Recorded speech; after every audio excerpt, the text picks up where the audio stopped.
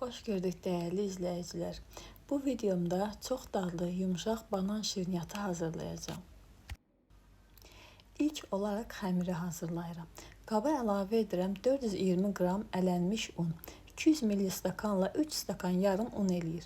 Üzərinə çay qaşığının ucunda duz, 1 paket vanil, 1 paket qabartma tozu əlavə edib qarışdırıram.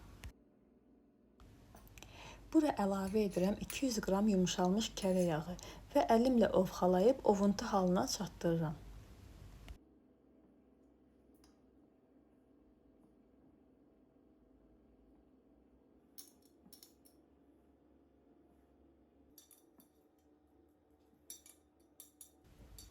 Değerli izleyiciler, bu şirniyyatın xəmiri xama ilə hazırlanır.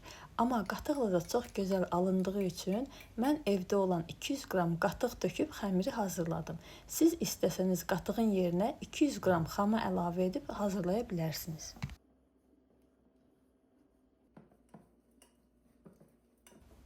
Bu xəmir belə gözəl ələ yapışmayan, amma çox yumşaq bir xəmir alınır. Xəmiri salafanla büküb yarım saat və ya 1 saat soyuducuda saxlayırıq. İçlik üçün götürürəm 350 qram kəsmik. Bura əlavə edirəm zövqə görə bir bütöv, bir də yarım xırda doğranılmış banan. Banan sevmirsinizsə əlavə etməyə də bilərsiniz. Əlavə edirəm zövqə görə 4 və ya 5 yemək qaşığı şəkər tozu, 3 yemək qaşığı un töküb yaxşıca qarışdırıram.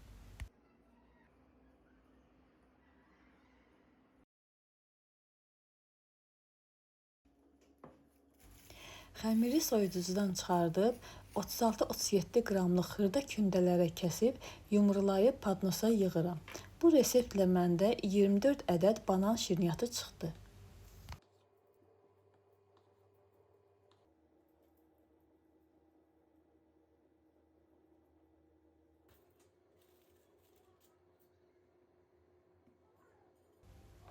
Və bir-bir kündələri oxlovla bu qaydayla açıb, üzərinə içlik qoyub, banan forması verib soba listinə yığıram.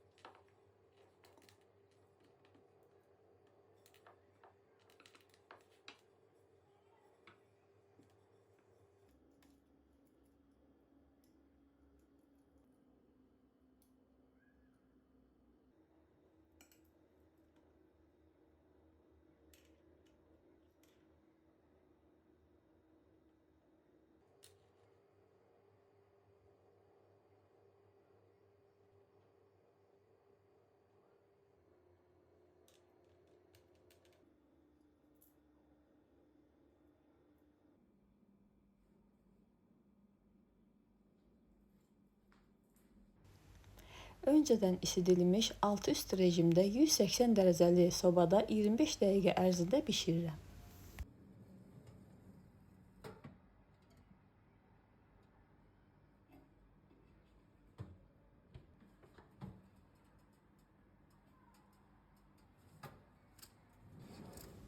Banan şirniyyatlarımız bişdi, çox yumuşaq, gözəl, ətirli və çox dadlı alınıb. Şirniyyatlarımız tam soyuduqdan sonra üzərinə şəkər pudrası tökürük. Sizlər də hazırlayın, göz haqqınızı halal edin, sağ və salamat qalın dəyərli izləyicilər.